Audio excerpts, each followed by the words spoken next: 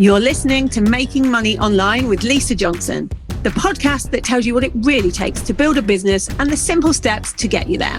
I'm determined to share with you the reality of easy, simple business marketing tips to make passive income so that you can start making money online.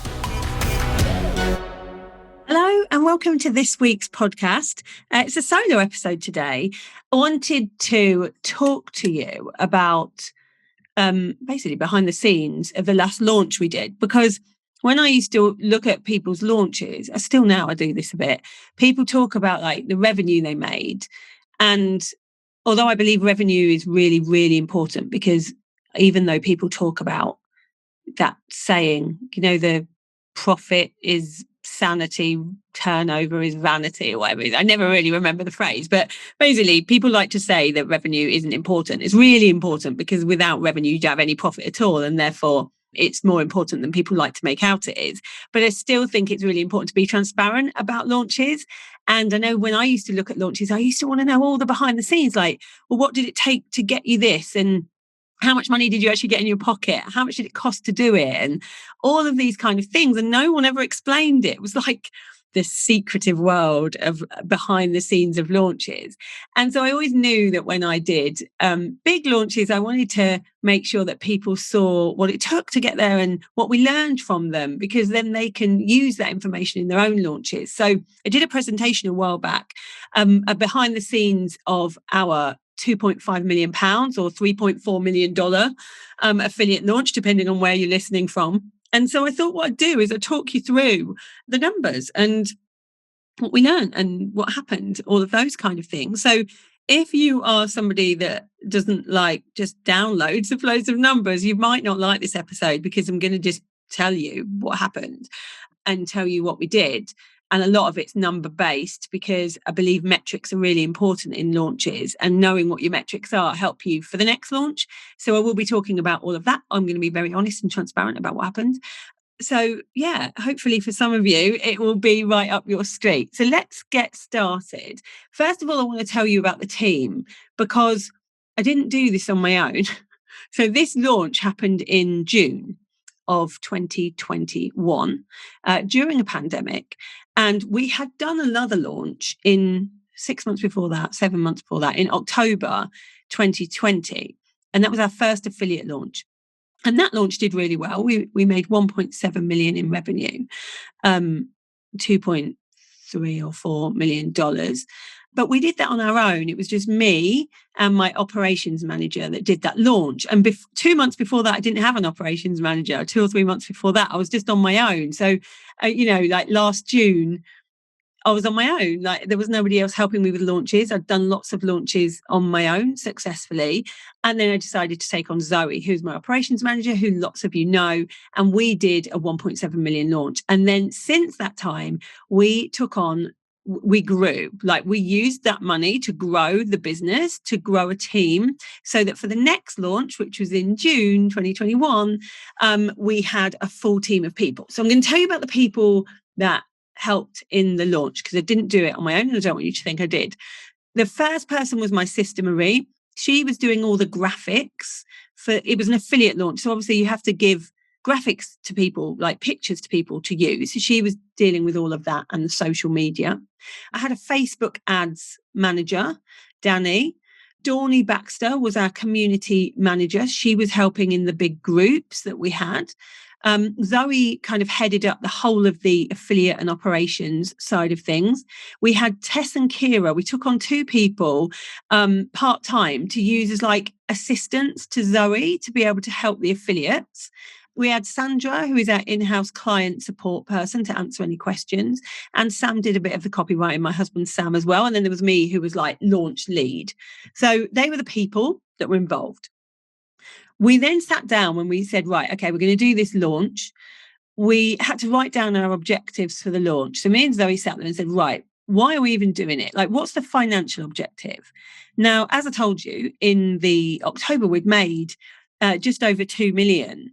And so we said, well, would it be a good headline to be able to say that with one program, one to many, in one program in a pandemic during 8 months, we made $4 million. I just thought it sounded like a good headline that might be used for PR and things like that. So in my head, my financial objective was that 4 million in 8 months, which meant I needed to do another $2 million to make it work, or there and thereabouts. So that was the financial objective. The learning objective, we wanted to see, I always like to learn things. I always like to experiment with things. We wanted to see if we could have a successful affiliate program with no huge names, because I'd seen the same people, like the same 10 to 20 people being affiliates for each other for the last 5 years. And it just goes around in circles. And I was like, what if we didn't use those kind of people and we just used people that had done our program and that liked it and that liked us, and didn't use the huge names with 100,000 in their audience, but we used people with 200 people in their audience. Could it work? No one had done that before. Everyone had done these big named affiliate launches, and in the UK especially, no one had really done an affiliate launch properly before. So I like to be first. I like to be the one that experiments with it. Even if it goes wrong, at least I'll have learned something that I can pass on to others. So thought that's what we would do.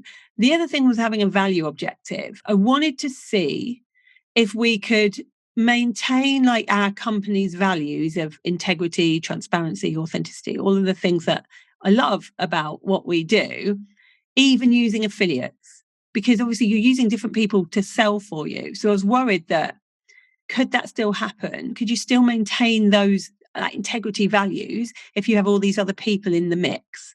So that was something I wanted to test. And I also wanted some exposure. So one of our other objectives was get more people to know who I am, because even though I'd done really well in business at this point, no one knew who I was. I still think no one really knows who I am. I'm quite hidden, because I don't do the let's hang out with all the multi-7, 8-figure business people, because quite frankly, I'm just not interested in that kind of world of just being with people for the sake of being with people so that you become visible on Instagram. And because I haven't done that, I haven't played the game that you're supposed to play, I'm not as known as other people in my industry for what I do. So by doing an affiliate, I thought it would really help me be recognized a bit more globally as the resource for creating passive income, because that's what I do and that's what I do really well. So they were our objectives. So then we said, okay, well, the next thing we need to think about is our financial goals. So we'd had this 1.7 million launch in October 2020 with our first affiliate launch, and we had spent £14,000 on ad spend for that launch. So we kind of thought to ourselves, okay, well, we want to beat that number. We only ever are in competition with ourselves and our conversion rates. We never really look at what other people are doing. So we were like, we want to beat that spend with less ad spend, but more money, like more revenue. So I never like to give myself one goal, because let's say if I gave myself £2 million, if I didn't hit it, I'd be all sad at myself and disappointed with myself. And then if I did hit it, I'd stop and go, well, I've done it now, so I don't need to do any better than that. So I always give myself good, better, best. So there's a few things in there to keep me going. So our good was 2 million. Our better was 2.3 million pounds. And our best was 2.5 million. So that's what we wrote down. And as soon as we wrote it down, we said, well, we won't be able to achieve that right now. This was 6 months before. So this was like in January. We said, that's not going to work right now. So what do we need to do to make that work, to hit those goals? And we said, well, the two things we need to do, we need to increase our audience and we need to increase our number of affiliates so that we have more affiliates that can help us, who are the right affiliates. And so that's what we decided to work on. So step one for this whole process was audience growth. So in October, we had 13,000 people on our email list following that launch that we'd just done, which is a big number. We'd gone from like 4,000 to 13,000 really quickly. So we thought, well, okay, we'll continue our list building strategy that we were doing, but we knew deep down that the audience numbers would come from the affiliates, because the leads that the affiliates would send us would grow our list during the launch. So we knew that. So we weren't too worried about getting more audience. We thought we might get about 5,000 more, judging on what we'd done before. But also we thought, well, how can we help this process to get more audience in ourselves? And so we decided to do a 6 months, like let's get Lisa more exposure on platforms. So I did like 10 podcasts a week, appeared on people's podcasts. I did loads of PR pitching. I got a new website with new branding to raise my profile. So anything that would like do that, I did. And it helped, actually. We did get new audiences from the things that I was doing. And then step 2 was right, let's choose the affiliate. So we widened our net a little bit for the launch. So the launch before, you had to have been a prior student of one to many or have a massive list. On this one, we were like, we're going to scrap that. We will widen it a bit. They have to have either been a student of one to many or they really know our values well. Like we've worked with people in some way. They can't be someone we don't know. We invited most previous affiliates back, although there were some that didn't act in integrity during the launch. So they were a definite no. Some new affiliates that we had, one in particular, ended up, she'd never been an affiliate before for anyone. She ended up being the most successful that we'd ever had, beating way more than somebody that we'd had the year before with over 100,000 on their list. So that was crazy. We didn't realize that would happen. So we had, numbers wise, 220 people applied to be an affiliate. We accepted 120 of them. And out of the 120 we accepted, 89 made sales for us in the launch. Those that we didn't accept, with a few of them, we thought they wouldn't be necessarily good as an affiliate. Maybe their audiences were really too small, or they didn't have an audience at all, or they didn't know our product enough. We asked if they would like to be an ambassador for the program. So they came into the group and like helped people during the challenge, like helped, just like gave cheerleading kind of advice, really. And we paid them in Amazon vouchers to do it so that they were still involved. So our criteria for saying yes to affiliates was audience size or engagement, if they'd done one-to-many before, if they'd launched something before. We rejected them if on the application form they said, oh, I want to be an affiliate because I just want to learn from Lisa. Like that isn't the point of being an affiliate. And we do a lot of training for our affiliates. So we didn't want it to just be a free training for them. So we rejected those. And we personally invited about 10 to 15 people that we knew we wanted to come in based on audience crossover, just knowing that their audience would do well if they did one-to-many, which was one-to-many is all about passive income. So if those people didn't teach passive income, but they had the right audience, we invited them. So step 3 then was motivation. So we wanted to make sure all our affiliates were really motivated to go out there and sell one-to-many. We already had some training that we'd done the time before, because we wanted to train our affiliates. We wanted to give them something they could help with their own launches, not just our launch. So we brought in trainings to explain how things would work for things like, how to launch to a small audience, or how to do personal outreach, or how to think of a good bonus if you're an affiliate. And we gave them free trainings, and I taught them how to launch the way I launch so that they knew exactly what to expect. And we brought on additional resources to offer one-to-one consultations with our affiliate team to work out their motivation, because some people who are an affiliate, their motivation is to get, 10 sales, and they've got their target number and that's what they want to get. But some people are competitive. So their motivation is to come first on a leaderboard and to beat everybody else there.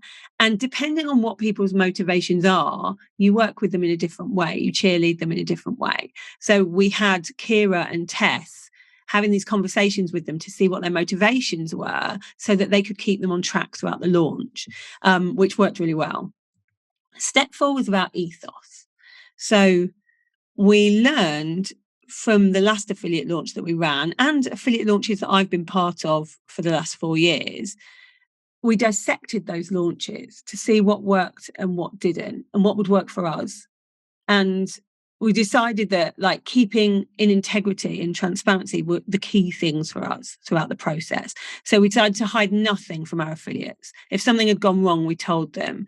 If something wasn't working, we told them. If they were doing something wrong, we told them. We were really strong on boundaries to maintain the goodwill with the affiliate. So if any of them had bad behavior or like were poaching from each other or, emailing everybody to say, come with my bonus, we told them very quickly that's not going to be tolerated and you will be thrown out. And so we kept our integrity ethos throughout. And we also asked the affiliates to make sure that if people were saying to them, oh, I can't really afford it, or I want to put it on a credit card, we told them that they had to say no. Unfortunately, we don't want you to get into debt during this. Save up for it and do it on the next one. So they maintained our boundaries that we would normally have with clients, to not just take on anyone for the sake of it, to turn people away if it was not the right thing for them right now and they would get into debt, or to tell them to go and work with somebody else that we thought, actually, this person would be a better fit for you right now. And all our affiliates did that. It was so good to see affiliates turning people away and turning money away, because that showed that our integrity ethos was going right through, like that ripple effect. So the next step was the challenge. We had a 2-week period to sign up for the challenge. It was called Race to Recurring Revenue. And there was a leads contest in the 2 weeks for the affiliates. So the top prize was £500 if they sent us leads to our challenge. And there were spot prizes along the way. We did like the most creative post, all of these different things. So the number of people that signed up to the challenge was 9,768 people. Where did those leads come from? 62% came from affiliates. They sent them to us. 31% came from me posting, just my organic reach. And 7% came from Facebook ads. So, yeah. And actually, when you look at the sales, that was just the leads. If you look at where the sales came from at the end, very similar. So leads do translate. The percentages of where you get leads coming from translates into where the sales will generally come from. So during the challenge itself, we had over 9,000 who signed up, like I just said, but only 8,000 people came into the group. Still quite good. We had about 1,500 live watching me do the challenge for 10, 15 minutes every day. We had 4,000 actively doing it, like participating in the challenge. And that's a lot of people for a Facebook group. So I was really glad we had a community manager and these ambassadors, because there's no way I would have been able to handle 4,000 people asking questions in a challenge. We were really strict with rule breaking. Like if people started trying to just sell in the group and that kind of thing, we would just kick them out really quickly. We didn't muck about with it, because with 4,000 people in there, you want to make sure that it's a really nurturing group. During the challenge, we talked about one-to-many from the beginning. We didn't hide it. We didn't just suddenly go, oh, now we're going to sell you this thing. We right from the beginning of the challenge said we're doing the challenge because we're selling one-to-many. And we talked about it. We talked about integrity right from the welcome party that we had for the challenge onwards. Talked about how we wouldn't allow people in if they were going to get into debt. So to take as much free advice as they could from the challenge and not buy. We handled objections in the challenge. So people that thought they couldn't make passive income, for instance, or their knowledge was too common, we would talk about those things in there.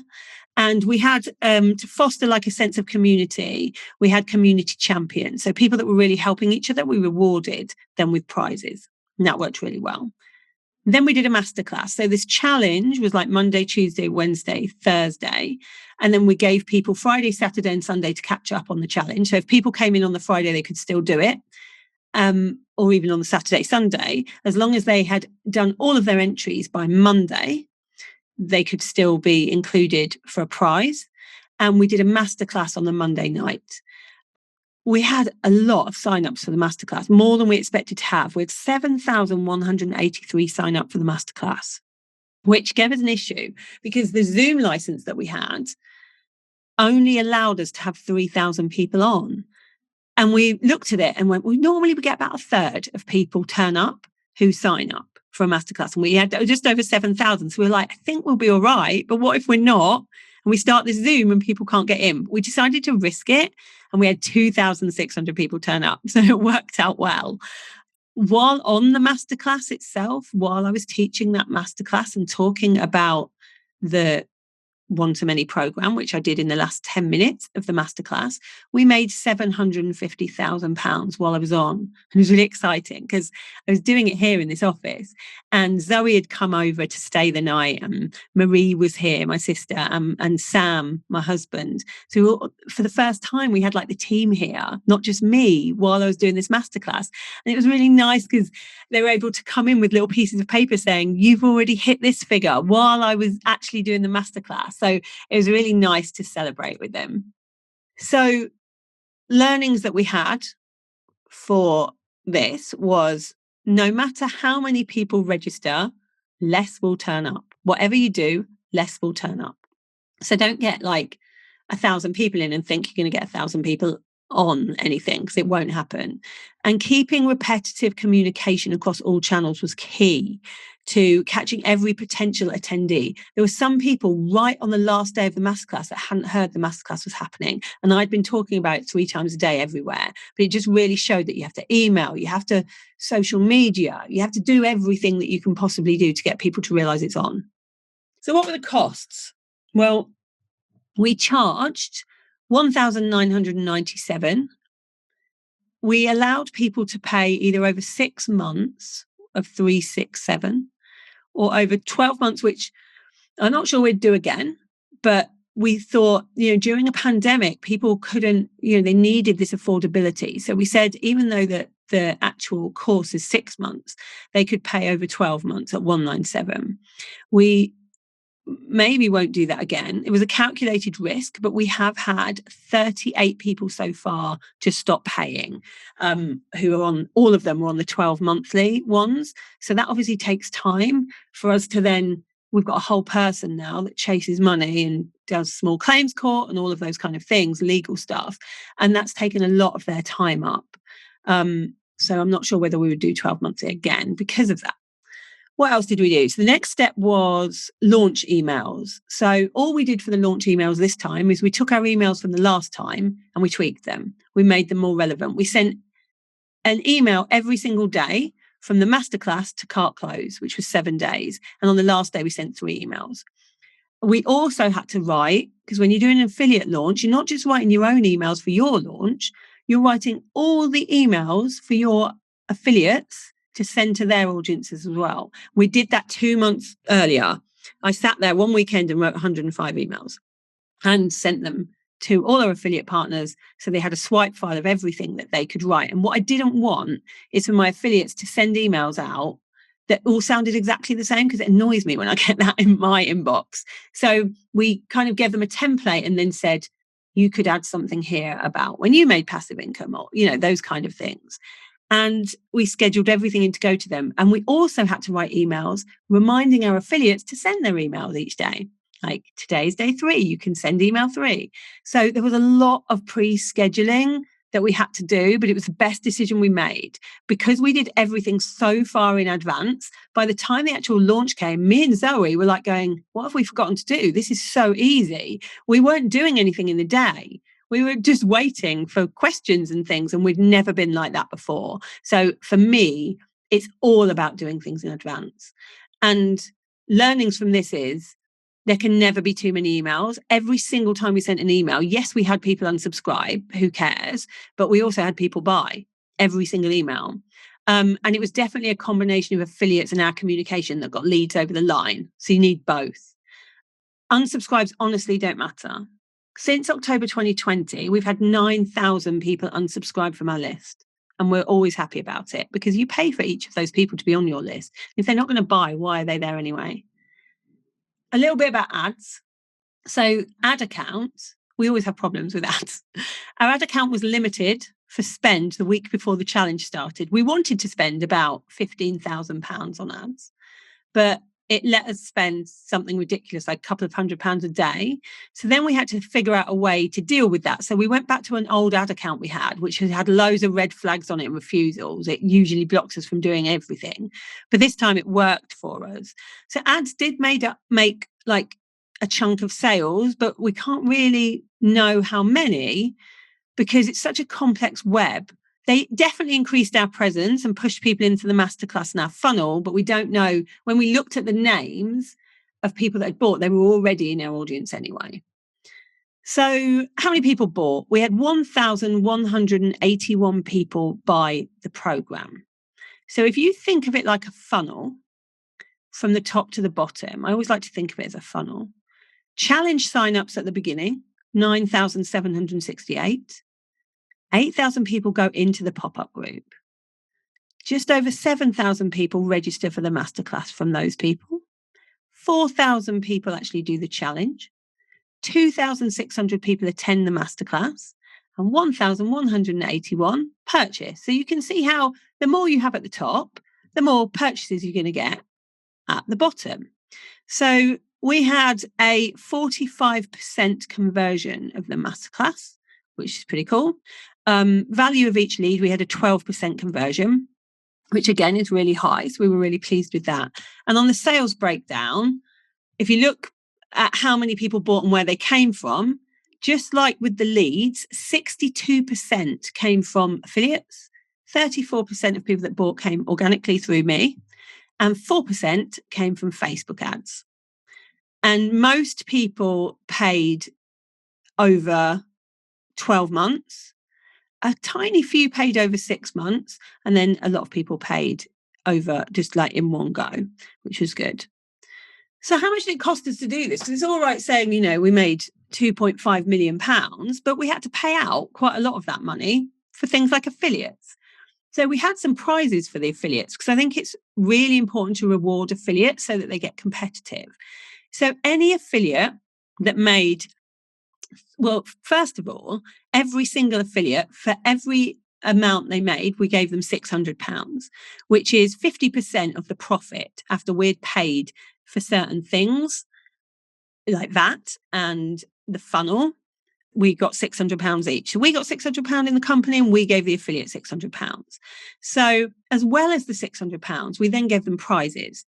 So everybody that made 3 sales, we gave them access to one-to-many. So they were able to do the course for free. If they hit 11 sales, they got a £1,000 extra bonus on top of their £600 per sale. If they got 17 sales, they got a one-to-one with Zoe, which everyone wants. And if they got 20 sales, they got another £1,000 bonus. The top 5 also got a trip to Barcelona in a private jet. And as well as the top 5 getting that, each one of those top 5 got a different prize. So the first person got to go into my mastermind. The second got a VIP day. The one that made the third amount of sales got a weekend in my retreat house. The fourth got a branding shoot and the fifth got restaurant vouchers. So there was all these different prizes, and we only had prizes going up to 20 sales because we didn't realize that people would get more than 20 sales. So we thought, we'll get them to 20. But what happened in the first 48 hours is people got 30 sales.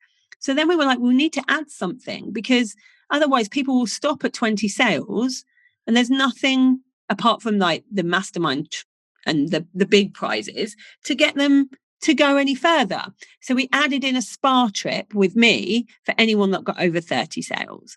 So then we had a lot of prizes. We could have added a 40 and a 50 because we didn't realize how many people would get to that level. So they were the prizes. So the costs of all these prizes, let's add this up.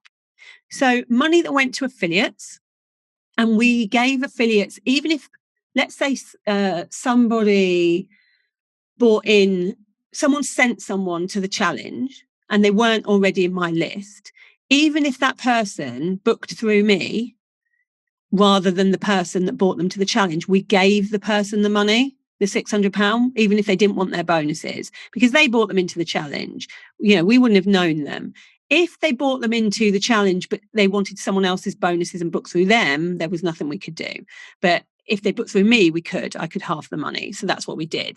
So to the affiliates, including bonuses, we paid out 672,000, just over actually, nearly 673,000. For the prizes that we gave, we paid £35,000. For the ambassadors, it was £200. The ad spend ended up at £19,000. The people we brought on to help us, like freelancers, assistants for community managers, all those different staff, was £28,000. And so the profit what's in our pocket from the 2.5 million launch was 1.8 million, which is still not bad. I think that's pretty decent from a 2.5 million launch, 1.8 million. So what would we do differently in this launch? And we are doing another launch in March. We would have even stronger boundaries with the affiliates in the main challenge group. There was definitely a little bit of not poaching, but misbehavior going on that don't align with our values, our integrity values. So we would have more boundaries there. We wouldn't launch in June again because the course ran over the summer holidays. So it affected people's progress. And I really want people to do the best they can in my courses. And I think it affected how quickly they'll get there. I think there'll be a 2-month gap of normally people make money in my courses within 8 months. And I think it'll be a year this time. We did loads of interviews with people during the launch. People had told us we don't want to hear just from the people making big money. We want to hear from people that haven't made money and that have just, it's helped their business in other ways. So we did that, but no one watched them. People only watched the interviews of the people that had made lots of money. So we wouldn't do them again. We would send more emails. We would do a higher number of prizes. We wouldn't stop at 30 anymore. The top 5 all got over 40 people. So we would do more prizes. We would encourage more involvement with the affiliate team so that each person gets more support from us with strategy calls. And we won't allow anyone in this time that came in late. So we had a few people who were affiliates that weren't in the group right from the beginning. So they didn't listen to all the rules and they didn't understand, even though we gave them like a massive book on like an affiliate guideline, if you like. A couple of people came in right at the end and said, just give me the link and I'll sell it. But because they didn't know the rules, they thought if they just bring people into the challenge, no matter who that person then buys from, me or other people, because they wanted a particular person's bonus, they would still make the money, which had never been the case. But because of that, they were kind of annoyed that they'd bought all these people in, but because they didn't have a bonus or anything, no one bought from them. They went and bought from other people who had good bonuses. And they were like, I thought I'd get the £600 anyway, which we obviously can't do. We have to give it to the person they buy from. So to stop that happening, we will now no longer let people in unless they've been through all the training, so they know all the rules. So I hope that helps. I just thought I'd give you a bit of a rundown of what happened during that launch, because transparency is everything in launches. And I learn more every time I do a launch because I change things every time I do it. And hopefully just seeing those numbers and how much things actually cost will make you realize it's not all revenue. There is a lot that you're spending out, but you're still making a lot of money if you're doing a big affiliate launch. Affiliate launches are my new favorite thing to do. Used to be challenge launches and now it's affiliate launches, because when we didn't do affiliate launches, we went from doing around 350,000 during a launch in my second year of business to in my third year of business doing a 1.7 million just using affiliates. And in my fourth year of business doing a 2.5 million launch just using affiliates and tweaking things. So I think it's a brilliant thing to do. Especially if you do it with integrity and you do it the right way. It can really, if you're on a plateau, it can really boost your business. We now have a beta course that we're running right now. We're on module 2 of how to do affiliate launches, because it's so important to teach people what you've learned. And we'll see how that beta goes. We've got some brilliant people and I want to see if they triple their revenue by using the way we launch, which is a bit different to how other people do with affiliates. So yeah, hopefully that was interesting anyway. And if you do have questions or anything, you can always come into the Fabulous 5%, which is my free Facebook group, and ask me in there. I'm in there all the time, every day. So you can come and ask me. And hopefully you can tell me about your own affiliate launches and what you've been doing. So I will leave it there, but thanks for listening, and I will be back next week with another podcast. Thank you for listening to Making Money Online with Lisa Johnson. If you'd like to get hold of my guide to launching, go to lisajohnson.com/launch and let's get you making money online.